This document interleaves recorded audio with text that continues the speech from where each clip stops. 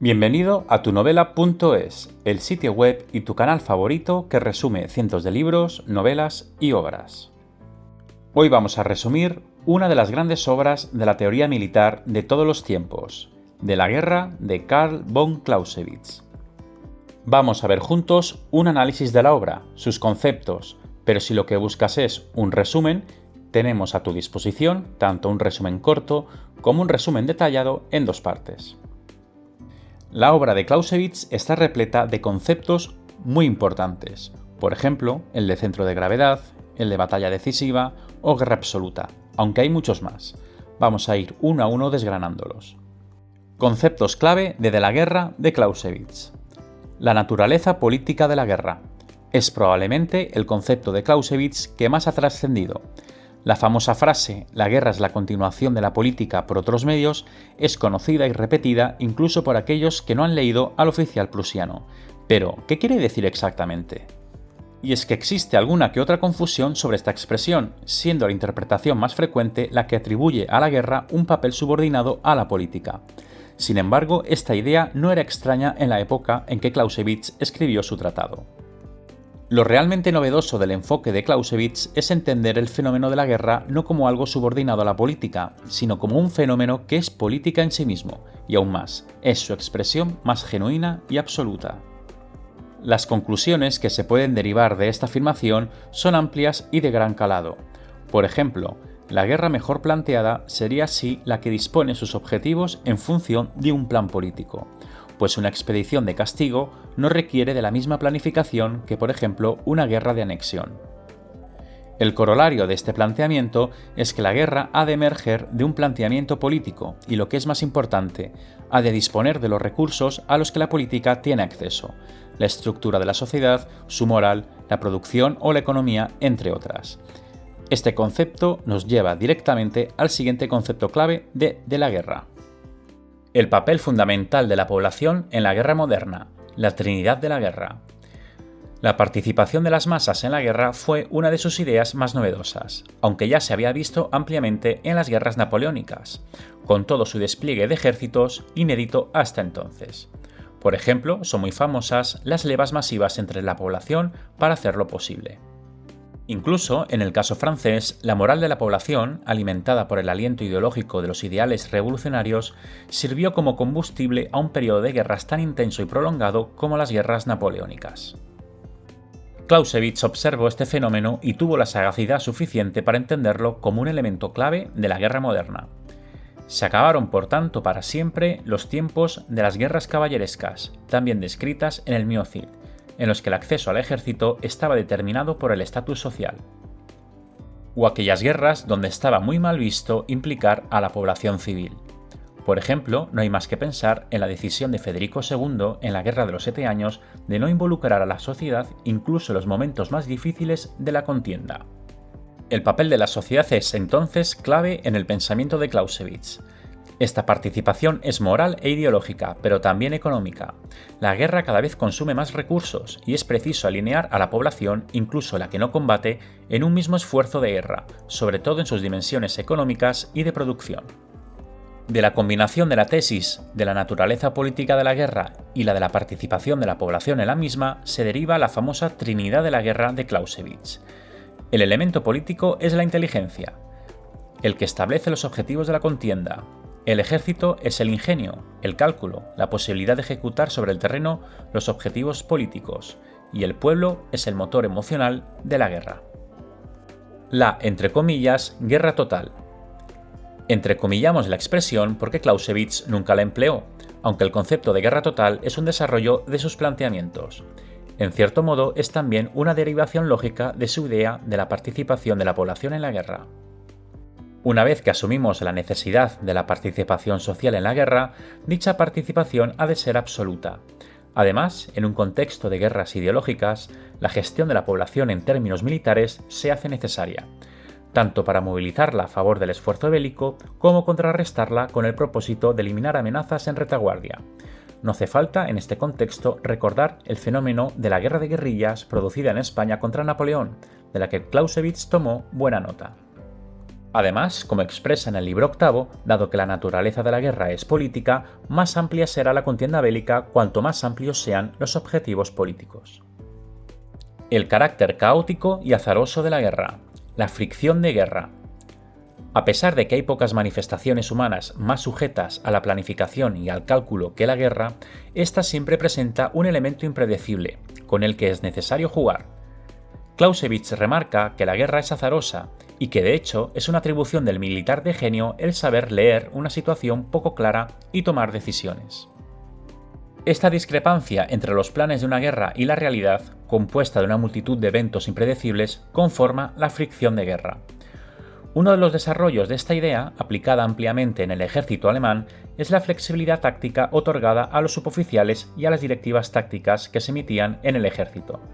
Órdenes lo suficientemente sucintas como para que el oficial encargado pudiera adaptarlas a la realidad cambiante de la guerra o al combate en el que se hallaba. La niebla de guerra.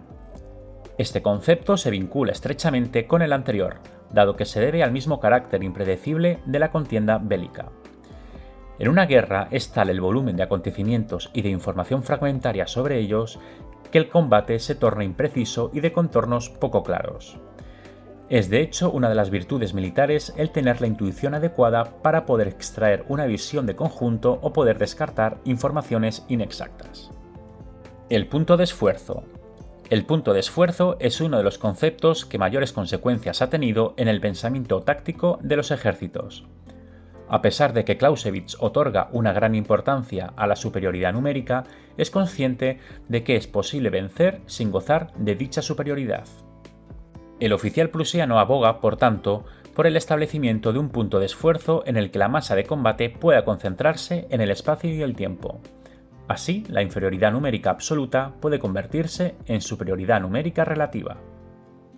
El centro de gravedad y la batalla decisiva.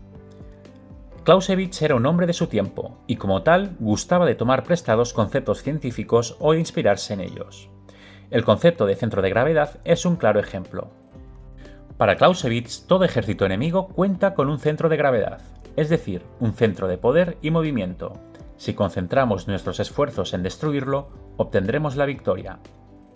Esta derrota del centro de gravedad enemigo puede concretarse en la batalla decisiva, un concepto que conjuga tanto el del punto de esfuerzo como el del centro de gravedad. Existen centros de gravedad de gran significancia, que es preciso identificar, y pueden ser los siguientes: la destrucción del ejército enemigo, conquistar la capital del país enemigo, atacar a los aliados del enemigo o la opinión pública del enemigo. Y a pesar de que este concepto pueda parecer perteneciente únicamente al campo de la estrategia, también puede aplicarse a combates de naturaleza más táctica. Influencia de Clausewitz en las guerras y doctrinas militares posteriores. Aunque tras su muerte en 1830 la obra de Clausewitz fue prácticamente desconocida, fueron los éxitos de uno de sus alumnos, Moltke el Viejo, quien la relanzó hasta tal punto que su De la guerra se convirtió en uno de los textos de referencia de la Academia Militar de Berlín. Posteriormente, el modo prusiano de hacer la guerra adquirió gran prestigio gracias a las victorias de Prusia contra Dinamarca, Austria y finalmente Francia. Estos éxitos, inevitablemente, relanzaron la figura de Clausewitz. La herencia de Clausewitz en el ejército prusiano y alemán. A pesar de que en ocasiones atribuyen ideas de seguidores de Clausewitz al propio Clausewitz, la influencia del oficial prusiano de Magdeburgo es bien visible. Estos son los elementos clave del ejército prusiano y del posterior ejército alemán que son fruto de los planteamientos de Clausewitz o de desarrollos ulteriores. Uso extenso de las directivas tácticas, es decir, directivas que permitían a los oficiales encargados de ejecutarlas una gran flexibilidad a la hora de aplicarlas. Así, las podían adaptar al contexto que conocían perfectamente. Se mitiga así el efecto de la fricción de guerra, es decir, la discrepancia entre los propósitos y planes tácticos y la realidad cambiante de la guerra. Cuerpos de suboficiales excelentemente formados. Para ejecutar debidamente las directivas tácticas es preciso contar con un cuerpo de suboficiales competentes que posean lo que Clausewitz denomina intuición, es decir, la habilidad para leer la situación en plena niebla de guerra y fricción de guerra. Amplio uso del concepto de punto de esfuerzo y de batalla decisiva. Debido a su situación geográfica, Alemania a menudo ha tenido que combatir con enemigos a este y oeste. Ello le ha obligado a optar por tácticas basadas en la rapidez y en la concentración de fuerzas para posibilitar victorias rápidas. Una guerra de desgaste mitiga las opciones de Alemania para ganar una guerra mundial o continental, precisamente lo que sucedió en las dos guerras mundiales. Excelencia en la planificación y ejecución de maniobras. El ejército alemán, sobre todo en la Segunda Guerra Mundial, sobresalió como el ejército mejor dotado para emprender guerras de maniobra. La rapidez, decisión y concentración de esfuerzo que requieren se acomoda a las necesidades que se plantean a Alemania, tanto en lo geográfico como en lo económico y lo demográfico, para ganar una guerra. En definitiva, los fulgurantes éxitos tácticos del ejército alemán establecieron esta manera de proceder como un método deseable por países cuyas circunstancias geográficas o de recursos, tanto materiales como humanos, requerían de guerras rápidas y cortas. Sin embargo, como ocurrió en el Frente del Este durante la Segunda Guerra Mundial, pueden acabar revelándose como ineficaces si lo que plantea el enemigo es una guerra de desgaste acompañada de una alta capacidad industrial. De la guerra de Clausewitz en el contexto de las guerras contemporáneas. Al término de la Segunda Guerra Mundial y con el inicio de la conocida como era atómica, pareció que Clausewitz decaía debido a un nuevo escenario que amplificaba los efectos destructivos de la guerra. Esta amenaza de destrucción planetaria obliga forzosamente a la disuasión, lo cual desaconseja el despliegue de la política en su fase más absoluta, la guerra. Sin embargo, también tuvo un efecto no siempre previsto, la proliferación de guerras convencionales limitadas en forma de guerras proxy, es decir, guerras entre dos potencias en un tercer país. En este contexto, algunos presupuestos de Clausewitz siguen estando vigentes. A este respecto, podemos citar la guerra entre la URSS y Afganistán, y en lo que respecta a las acciones rápidas y decisivas, Israel con su Guerra de los 6 días o ciertas campañas militares de Estados Unidos tras la Guerra de Vietnam. Las ideas de Clausewitz también han gozado de mucho predicamento, sobre todo en los contextos de las guerras de insurgencia como Irak y Afganistán, sobre todo por lo que tienen de participación de la población. La influencia de Clausewitz en el mundo anglosajón. La incorporación del mundo anglosajón a las doctrinas clausewitzianas ha sido tradicionalmente difícil y limitada, dado que uno de los teóricos militares anglosajones más influyentes, Liddell-Hart, fue un convencido detractor de las ideas del oficial prusiano. Más partidario de la aproximación indirecta, Hart criticó el fundamento clausewitziano de la guerra como encuentro, una visión que según él condujo a las matanzas de las dos guerras mundiales. Recordemos a este respecto que potencias como Estados Unidos cuentan con una opinión pública que rechaza habitualmente el embarcarse en guerras lejanas y duras que supongan grandes pérdidas humanas. Es por tanto comprensible que el país norteamericano haya sido reticente a asumir doctrinas militares basadas en el encuentro directo y en el choque de fuerzas a gran escala. En este sentido, tampoco podemos olvidar que la doctrina de la superioridad numérica defendida por Clausewitz propicia un despliegue de tropas cuyo coste puede resultar excesivo y complicado para potencias marítimas como Estados Unidos y Reino Unido. No es de extrañar, por tanto, que en el caso de Estados Unidos se haya preferido el elemento cualitativo, en este caso la tecnología, al poder cuantitativo, el número de efectivos. Resulta difícilmente soslayable que la doctrina de Clausewitz parece estar muy basada y dirigida a países con una fuerte implicación terrestre. Las potencias anglosajonas, Reino Unido primero y Estados Unidos después, han confiado la proyección de su poder y hegemonía en la estrategia naval. A pesar de que algunos conceptos de Clausewitz son aplicables a la guerra naval, las doctrinas del oficial prusiano están muy condicionadas a la geografía de su país, Alemania, eminentemente terrestre. Para concluir, se podría afirmar que las nuevas modalidades de guerra simétrica y guerra híbrida necesitan de la participación de la población, un elemento típicamente clausewitziano.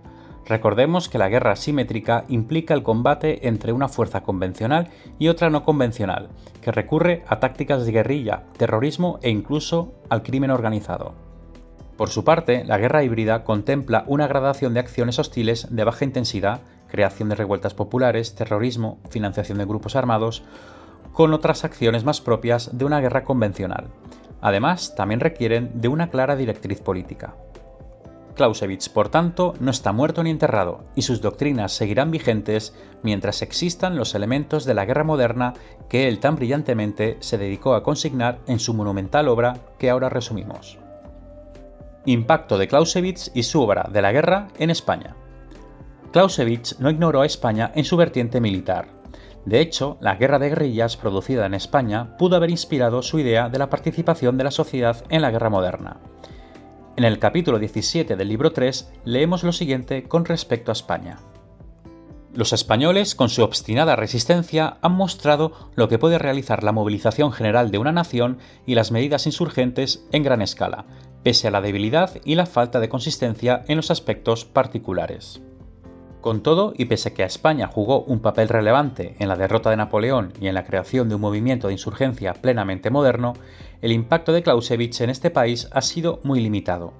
De hecho, a principios del siglo XX únicamente se habían traducido algunos de los libros del extenso de la guerra. Solo a partir de 1978 el público español ha podido disfrutar de la obra entera. Mucho se ha comentado sobre las posibles causas de esta escasa influencia. La más recurrida es que, obviando la guerra contra Estados Unidos en 1898, España no afrontó en el siglo XIX ni aún en el XX una guerra a gran escala con otra potencia occidental. Además, la que libró con Estados Unidos fue limitada y circunscrita a lo naval.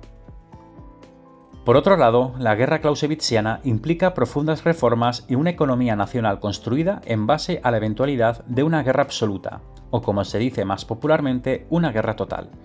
Es decir, el ejército español no ha sido clausewitziano porque simplemente no podía permitírselo. La industrialización limitada y muy circunscrita a determinadas regiones imposibilitaba a España el librar una guerra plenamente clausewitziana.